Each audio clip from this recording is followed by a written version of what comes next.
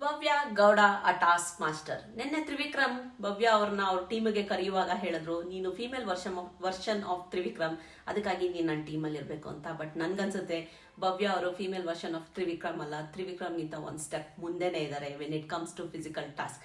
ಯಾವುದೇ physical task ನೋಡಿ ಇದುವರೆಗೂ ಭವ್ಯ ಸೋತಿದ್ದಂಥ ಮಾತೇ ಇಲ್ಲ. ಆ್ಯಂಡ್ ಈ ವಾರ ಅಂದರೆ ನಿನ್ನೆ ನಡೆದಂಥ ಟಾಸ್ಕಲ್ಲೂ ಅಷ್ಟೇ ಕೂಡ ಭವ್ಯ ತುಂಬಾನೇ ಚೆನ್ನಾಗಿ ಪರ್ಫಾರ್ಮ್ ಮಾಡಿದ್ದಾರೆ. ಎಸ್, ಗೌತಮಿ, ಮಂಜು, ತ್ರಿವಿಕ್ರಮ್ ಇವರೆಲ್ಲವೂ ಅವ್ರ ಆಟವನ್ನು ಆಡಿದ್ದಾರೆ. ಬಟ್ ಭವ್ಯ ಅವರು ಎಕ್ಸ್ಟ್ರಾಡಿನರಿ ಆಗಿ ಪ್ಲೇ ಮಾಡಿದ್ದಾರೆ. ಅದಕ್ಕೆ ಉದಾಹರಣೆ, ಅವ್ರು ಇಬ್ರು ಹುಡುಗಿರನ್ನು ಅವ್ರು ಒಬ್ಬರೇ ತಡೆದಿಟ್ಟಿದ್ರು. ಅದಕ್ಕಾಗಿ ಗೌತಮಿ ಅವರು ಈಸಿಯಾಗಿ ಬಾಲ್ನ ತಗೊಂಡು ಲೈನ್ ಕ್ರಾಸ್ ಮಾಡೋಕ್ಕಾಗ್ತಿತ್ತು ಅಂತ ನನ್ನ ಅನಿಸಿಕೆ. ನಿಮ್ಗೇನು ಅನ್ಸುತ್ತೆ ನನ್ನ ಕಮೆಂಟ್ಸಲ್ಲಿ ತಿಳಿಸ್ಕೊಡೋದನ್ನ ಖಂಡಿತವಾಗೂ ಮರಿಬೇಡಿ. ಇದ್ರ ಜೊತೆ ಲಾಸ್ಟ್ ವೀಕಲ್ಲಿ ಭವ್ಯ ಅವ್ರು ಇದ್ದಿದ್ದಕ್ಕೋಸ್ಕರ ಆ ಟೀಮ್ ಗೆಲ್ತಾ ಅನ್ನೋ ಒಂದು ಡೌಟ್ ಕೂಡ ನನಗೆ ಬರ್ತಾ ಇದೆ.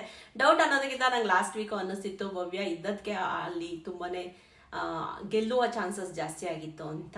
But again Bhavya has proved a self. Physical task ಅಂತ ಬಂದರೆ ನೋ ಒನ್ ಕ್ಯಾನ್ ಬೀಟರ್ ಅಂತ.